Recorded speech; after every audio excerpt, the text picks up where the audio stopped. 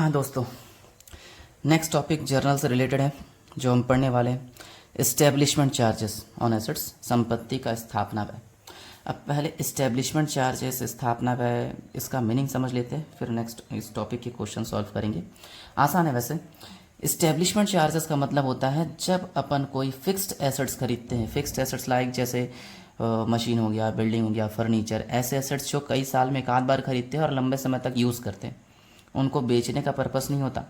जैसे फर्नीचर खरीदे हम लोग, क्या फर्नीचर एक दिन खरीद के दूसरे दिन बेच देंगे? ऐसा नहीं ना। तो फर्नीचर खरीदे, बिल्डिंग खरीदते कई सालों तक बिजनेस में यूज़ करने के लिए, ऐसे एसेट्स को फिक्स्ड एसेट्स कहते हैं। इमेजिन करो, मैंने कहीं बाहर से कोई एसेट्स खरीदा। अब एसेट्स खरीदा है तो उस एसेट्स को इस्टेब्लिश भी करना पड़ेगा चालू हालत में लाने के लिए। एक मशीन खरीदा और मशीन था 50,000, मैंने खरीदा, मान के चलो सपोज़ छत्तीसगढ़ के बाहर मध्य प्रदेश से खरीदा, तो क्या वो यहाँ आके अपने आप चालू हो गया? 50,000 में ख़रीदा है, मान के चलो, वहाँ से यहाँ तक लाना, हमारे दुकान में फिटिंग विटिंग करना, इनमें बहुत सारे खर्चे और आएंगे। 50,000 में ख़रीदा, मान के चलो 10,000 और लग गया इन सब चीज़ों में। वहाँ से यहाँ लाना, गाड़ी में चढ़ाना, उतारना, उसको फिटिंग कराना, चालू हालत में लाने तक जितने भी खर्चे होते हैं सारे खर्चों को बोलते हैं स्थापना व एस्टेब्लिशमेंट चार्जेस। हाँ, और एक चीज़ ध्यान रखना, फिक्स्ड एसेट्स पे, स्थायी संपत्तियों पे जब भी कोई अपन इस्टेब्लिशमेंट चार्जेस करते हैं उसकी एंट्री अलग से नहीं करते, उसको उसी फिक्स्ड एसेट्स में जोड़ के लिख देते। अब ध्यान रखना, सिर्फ फिक्स्ड एसेट्स में जोड़ते और किसी में नहीं, सिर्फ फिक्स्ड एसेट्स में जोड़ना है। अब क्वेश्चन बनाएंगे तो क्लियर होगा किस में जोड़ना है किस में नहीं जोड़ना है, क्योंकि मैं अलग अलग वैरायटी ऑफ क्वेश्चन कवर करने की कोशिश किया हूँ। थोड़ा इजी है, लॉजिक लगाना सब कुछ बन जाएगा, पुराने रूल्स सारे एप्लीकेबल होंगे और उन सबको सोचते हुए यहाँ सॉल्व करते जाना है। जैसे 1800 रुपये का फर्नीचर खरीदा। जैसे भी कोई चीज़ खरीदता है तो सबसे पहले ये देखो कि यार वो चीज़ फिक्स्ड एसेट्स है कि नहीं। हमने फर्नीचर खरीदा, इंग्लिश में देखो फर्नीचर लिखा होगा, फर्नीचर हमारा फिक्स्ड एसेट्स है, क्योंकि बार बार थोड़ी खरीदते, एक बार खरीदे कई साल तक यूज़ करेंगे। तो फर्नीचर खरीदा और उस पर 200 रुपये गाड़ी भाड़ा चुकाया। 1800 का फर्नीचर खरीदा, 200 रुपये गाड़ी भाड़ा, ऐसा बोल सकते हैं दोनों को मिलाकर 2000 का खर्चा कर दिए फर्नीचर लाने में। ठीक है, ऐसा मत सोचना कि 1800 का फर्नीचर होगा 2000 का गाड़ी भाड़ा, अलग अलग नहीं है, एक ही साथ जोड़ जाड़ के लिख देंगे। ऐसा बोलेंगे डायरेक्ट कि 2000 का फर्नीचर हमारे पास आया और हमसे 2000 कैश गया, जो आया डेबिट और जो गया क्रेडिट। यानी पहले का सॉल्यूशन ऐसा होगा, फर्नीचर आया, फर्नीचर को डेबिट कर देंगे और हमसे कैश गया तो कैश को क्रेडिट कर देंगे। सिंपल सा तरीका है, आया डेबिट गया क्रेडिट। लेकिन 1800 मत लिखना, पूरा जोड़ जाड़ के एक बार में 2000। कहीं पर गाड़ी भाड़ा नहीं लिखना है, गाड़ी भाड़े को इंग्लिश में देख सकते हो कैरिज लिखा है, कई लोग कार्टेज लिखते हैं, नहीं लिखना है, क्योंकि फर्नीचर अपना फिक्स्ड एसेट्स है, उस पर होने वाला खर्चा उसी में जोड़ देते हैं। इस लाइन को याद रखना, जब भी कोई फिक्स्ड एसेट्स खरीदते हैं उस पर होने वाला खर्चा उसी में जोड़ देते, अलग से नहीं लिखते, इसलिए मैंने जोड़ के एक साथ लिख दिया। Narration, being furniture purchased for cash,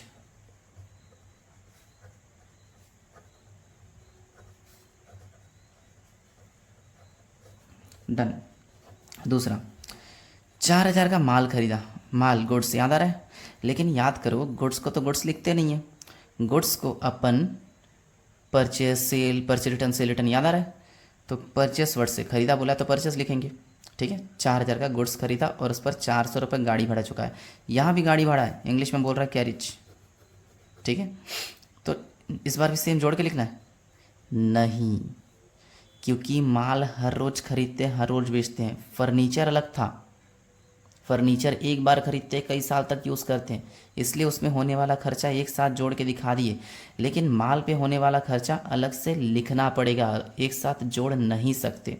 4000 का माल खरीदा, परचेस डेबिट, 400 रुपये का गाड़ी भाड़ा चुका है तो कैरिज डेबिट।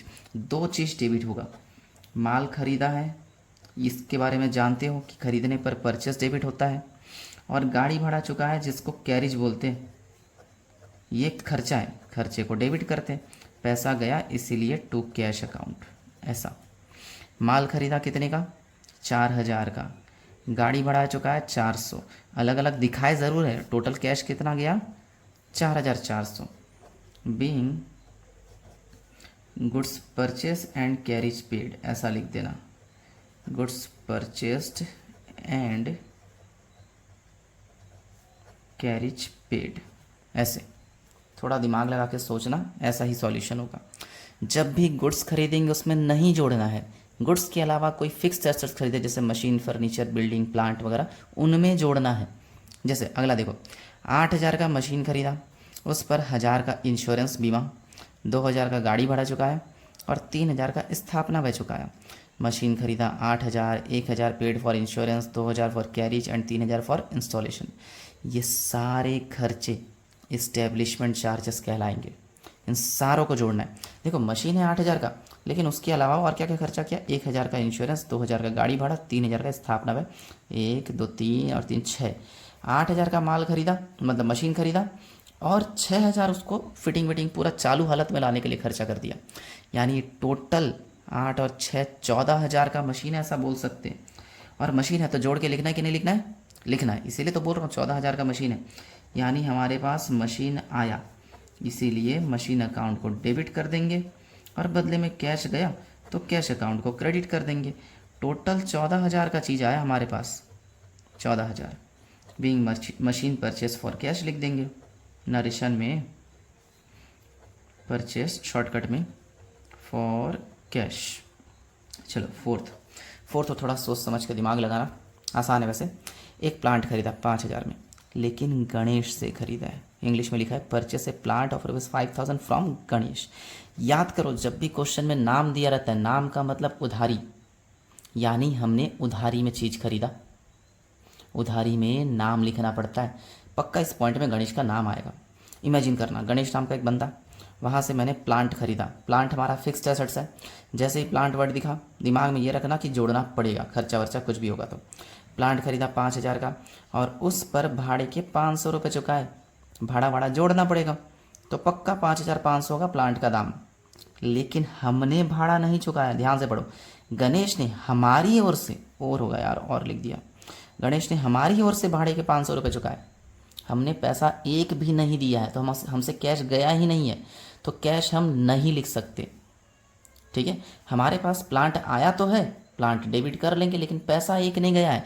दिया कौन है? प्लांट, गणेश। खर्चा भी उसी ने दिया है। ठीक है, तो पूरा गणेश के नाम से क्रेडिट कर देंगे। 5,000 और 500, 5,500। हमने प्लांट खरीदा जो कि फिक्स्ड एसेट्स कहलाता है, जिसमें खर्चा जोड़ना पड़ता है, जोड़ के 5,500। हमसे कैश नहीं गया तो कैश नहीं लिख सकते। हमें प्लांट कौन दिया है? गणेश ने, तो गणेश का नाम क्रेडिट, क्योंकि गणेश देने वाला। 5,500 नरेशन लिख देंगे, being plant purchase from Ganesh, और पूरा लिख सकते हो, and he paid the installation या फिर कैरिज ऑन बिहाफ ऑफ, बस पूरा लिख देना। छोड़ो, मैं नहीं लिख रहा हूँ नरेशन। 5वां, सुकेश से 3,000 का फर्नीचर खरीदा। हाँ, फिर से फर्नीचर पक्का जोड़ेंगे, जैसे ही कोई फिक्स एसेट्स दिखता है जोड़ लेना। फर्नीचर खरीदा तथा भाड़े के 400 रुपये नकद चुकाए। देखो यहाँ पे ना आधे में नाम दिया है, आधे में नकद बोला है। सुकेश से 3,000 का फर्नीचर खरीदा, इतना अगर पढ़ेंगे बस, खरीदा तक, यहाँ तक अगर पढ़ते हैं बस, ऐसा देखने को लग रहा है कि यार उधारी खरीदा, क्योंकि नाम दिया है। हाँ, उधारी ही खरीदा है। फर्नीचर खरीदा, फर्नीचर आया, भाड़ा चुकाया, भाड़ा जोड़ेंगे, यानी फर्नीचर 3,400 का हो गया कन्फर्म। लेकिन पैसा पूरा 3,400 नहीं गया, पैसा हमने भाड़े का सिर्फ नकद 400 चुकाया, तो कैश में 400 आएगा। देखते जाओ, फिर सॉल्यूशन समझ जाओ। अच्छा, इंग्लिश में भी यहाँ दिया, यहाँ जगह नहीं था करके इंग्लिश ऊपर लिखा हूँ। Purchase A furniture from Sukesh, नाम दिया है, पक्का उधारी, उधारी तो नाम लिखना पड़ेगा। लेकिन 400 paid for carriage in cash, carriage चुकाया कैश में, तो कैरिज बस कैश के नाम से लिखेंगे। देखते जाओ, फर्नीचर खरीदा, फर्नीचर को डेबिट करना पड़ेगा, और खर्चा वर्चा जोड़ के एक बार में हो जाएगा 3,400 डेबिट। लेकिन हमसे ना पैसे सिर्फ 400 रुपये गए हैं, बराबर तो हुआ नहीं। 3,000 का सुकेश से फर्नीचर उधारी में खरीदा, इसका मतलब है, तो सुकेश का नाम क्रेडिट कर देंगे अपन, ऐसा नरेशन डाल देंगे यार। Being furniture purchased from Sukesh, shortcut में लिख रहा हूँ, furniture purchase from Sukesh and carriage paid, बस। चलो इस्टेब्लिशमेंट चार्जेस का हो गया। कोई डाउट होगा तो फ़ोन करके पूछना, मैसेज करके पूछना, कमेंट में भी लिख सकते हो। और कोई नेक्स्ट टॉपिक देखेंगे तो बताऊंगा मैं कौन सा टॉपिक है।